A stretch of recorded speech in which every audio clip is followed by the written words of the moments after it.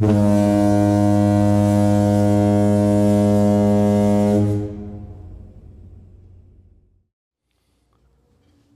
BiAmp or not to BiAmp? That is the question. So what we've got down here on the floor, which I'll put some pictures in the video for you guys, is you guys saw the issues I was having with treble roll off and response issues and stuff. Well, I came to this epiphany about 2 weekends ago and thought, well, I got the crossovers. I updated them last year. They worked fine with the KT88 tubes. I was having issues with the very hot, as you can see, oh shit, KT170s. Well, I thought, well, you know, let's break this whole thing down and do what I originally intended to do last year. But with the Florida audio show and working 2 gigs and all that other stuff, just didn't have enough time.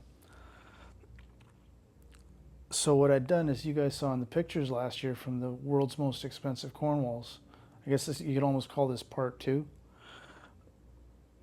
was I'd slapped everything onto the original crossover board, and you saw how I put the copper foil inductors on 90-degree angles and all that stuff like they recommend, and I was having all these treble response issues. Well, now I've broken them down into their 3 separate entities. So the low pass filter that feeds the woofer is in its own box with all the inductors laid flat, and because I did some homework, if they're air core inductors, you can lay them all flat, but if you're using iron core inductors, that's when you got to be very, you know, careful with. Even the original Clips crossover has the inductors at 90 degrees to each other, but they're mounted straight to the board. There's nothing standing up.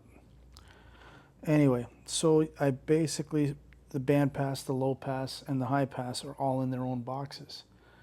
And I've still got some connectorizing to do. I've got to get the covers on these things, make them not so much pretty, but functional.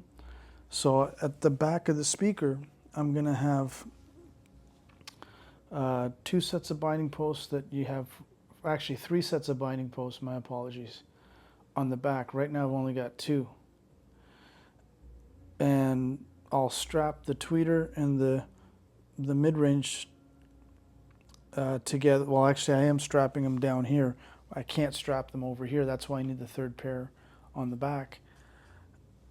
And honestly, since I did all this, the treble is back in the F100s to the detail that I was expecting, and then some, right? Obviously, with these upgrades in the crossover, they sound better with the grills on than with the grills off. I said that last year too, right? My wife's happy, everything else. But yeah, it was a mistake that I'd made, because all I'd done is I never touched anything on here. I just basically broke the crossover out into its 3 elements, and I'm still waiting for my one tweeter to come in from warranty from Klipsch. It's on back order right now. So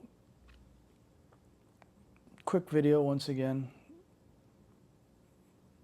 You know, BiAmping, some people poo-poo it, say you don't need to do it, but what I've basically got is Leo's Class D amp with Ernie's wires in a monoblock chassis there, driving the woofer, and I got the F100 driving the tweeter in the mid-range. And it's like, I'm done. I don't need to chase any more dragons or nothing like that. So life's good once again, guys, and really it's another quick one.